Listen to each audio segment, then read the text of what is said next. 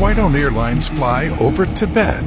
Look at a flight-aware map of airlines flying all over the world, and you'll notice something unusual. There are no planes flying over Tibet.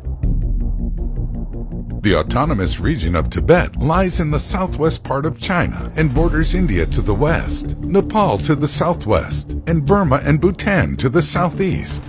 Tibet sits on the Tibetan Plateau, which is the world's largest and highest plateau. It covers around 965,000 square miles, which is 5 times the size of France. Most of the Tibetan Plateau lies at an elevation of between 13,000 and 5,000 feet. Known as the roof of the world, Tibet is also bordered by the world's 2 highest mountain peaks, Mount Everest at 29,029 feet and K2 at 28,251 feet high.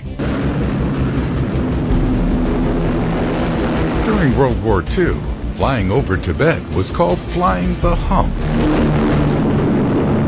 After the Burma Road was captured by the Japanese, pilots had to fly cargo from India and Burma over Tibet and into China. A higher percentage of flight crews died flying over the hump than were killed during the daylight bombing raids over Germany.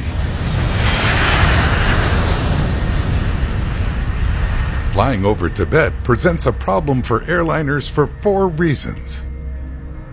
First, there are only 2 airports in the region. Lhasa Gangar Airport in Lhasa, the capital of the Tibet Autonomous Region, and Tribhuvan Airport in Kathmandu, the capital of Nepal.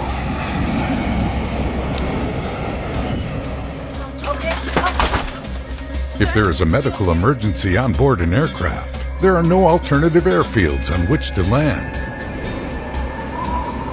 Landing at Lhasa can be a problem for some people, because its elevation is 3,650 meters or 11,975 feet, and it takes a while for breathing to adjust. The second reason flying over Tibet is a problem for aircraft is because of the amount of emergency oxygen airplanes carry. Those yellow oxygen masks that drop down in the case of an emergency cabin depressurization are connected to individual canisters of combustible chemicals stored above each seat.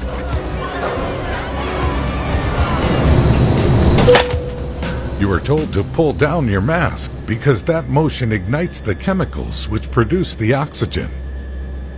Planes have only between 10 and 20 minutes of oxygen, which should be long enough for an aircraft to descend to below 10,000 feet, where there is breathable air. But most of Tibet lies above 10,000 feet.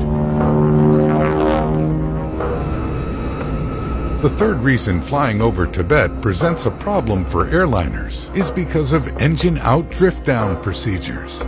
These are the set of instructions pilots must follow if one of the plane's engines goes out. Modern planes are designed to fly with the loss of an engine, but the plane must drift down to a lower altitude. This altitude is determined by the gross weight of the airplane. Over Tibet, that safe altitude might be lower than that of the ground. The fourth problem facing airliners flying over Tibet is clean air turbulence.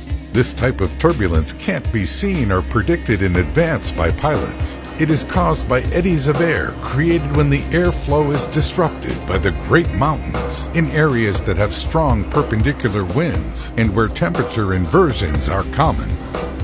When flown through, clear air turbulence can be very destructive to an aircraft. According to the U.S. Federal Aviation Administration, clear air turbulence is the leading cause of injuries to passengers and flight attendants.